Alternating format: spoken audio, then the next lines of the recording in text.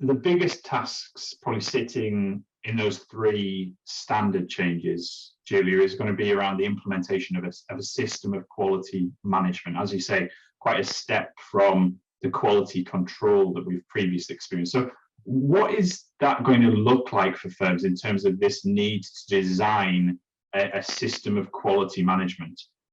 Yeah, as you say, this is the biggest shift, because what you could do with the old standard is just put in a list of procedures that the standard sort of told you to have. But actually, in lots of industries, and we've seen it in the airline industry, for instance, for years and years, they've had an approach of quality management, which says, let's look at what might go wrong, our risks. Let's look at what we want to achieve, our objectives. And let's work out the best way of getting from our objectives, which for an airline is, safe flights, obviously. But for an audit firm is audit reports that have the right audit report at the end of it, if you like. And so let's look at the risks to that, what might go wrong? And let's put in place things to mitigate those risks, to bring that risk down to an acceptable level.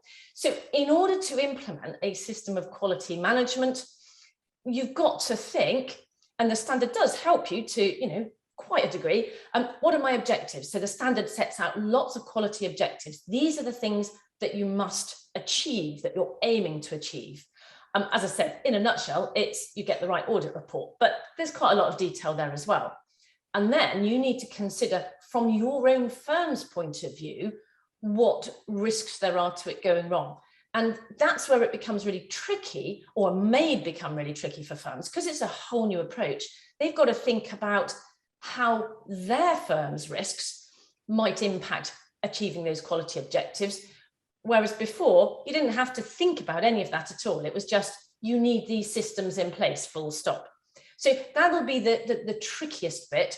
And then, of course, you've got to come up with, well, what's a reasonable response to those risks? And then you've got to work out how to record it all and keep it in a way that you can actually access and see whether you've got everything written down, whether you agree with it, and to do regular reviews, sort of annual reviews, for instance. So, there's a lot there, including this big shift in approach.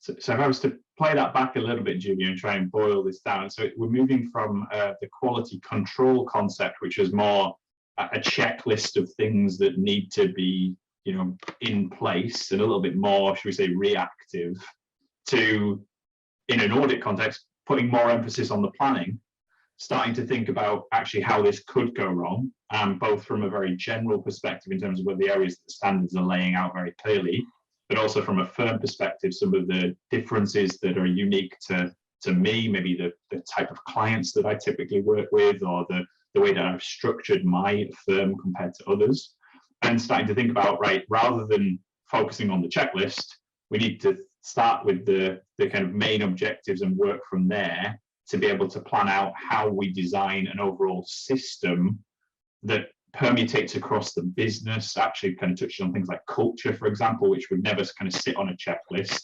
and gives us something that's far more holistic, but also far more proactive, if you like, rather than reactive. Yes, because of course the risks that impact a firm change over time. So during the pandemic, we've had a whole load of new risks, from remote working, from not having access to this, that, or the other, from being isolated. And if we'd already had the implementation of these new quality management standards there, one of the first things that would have happened, and probably happened anyway, we hope, because it was such a big change, firms would have noticed, they'd have had to think about, hang on, my risks have changed a bit now, so I need to have things to counter the risk of new staff starting and having never been in the office, not having that culture imbued from colleagues working alongside them. So how do I get culture across when I've got a remote environment? And you identify it as a risk and you plan to deal with that risk. So yes, it's a very much more proactive approach in order to achieve that end product, which should be much, much better, because it's a quality system designed for what's going on in your firm, not just, everything under the sun.